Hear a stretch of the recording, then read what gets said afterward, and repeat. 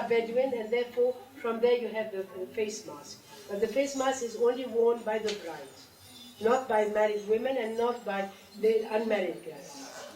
Also is that the Rashaida apparently are collectors, so they buy silver. The silver jewelry comes from everywhere. It comes from Oman and from Yemen.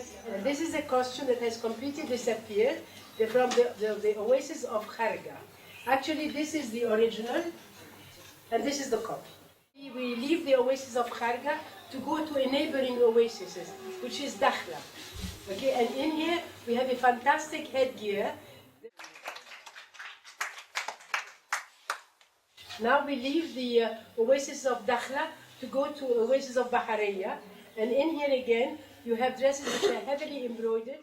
It's a very old costume, because the headgear that we have here is now only found in Siwa. Wedding ceremonies will be the last time she will be wearing this jewelry.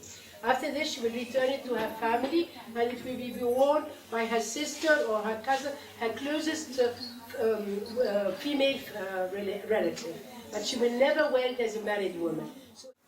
So this is the costume of the Bedouins of northern Sinai. Look how elaborate the headgear is, and look at the embroidery of the dress, because most of the dress of Maha is hidden by the headgear, while you can enjoy looking at what Irina is wearing. So the idea of thinking that people were covering their women to make them as unrecognizable as possible is not always true. If you wanted to marry your daughter, she had to wear a very tight dress, and to have a very thin waist, and to have a very, how do you say, lovely face. Okay? Thank you, ladies. You see in here two different headgears, the asba that you have seen before, and the mandil, the ouya or the mandil bakharas, that is the very typical Delta head cover. In all our tradition, you were covering the hair, not because they wanted to hide it, but it was a sign of respect. And notice again the headgear and the shawl. These shawls were made for all the Egyptian countryside. They were very warm, very pleasant, and very cheap. And this is one of the very few items that has survived and that you can buy in traditional shops like Auf in the Khan Khalil.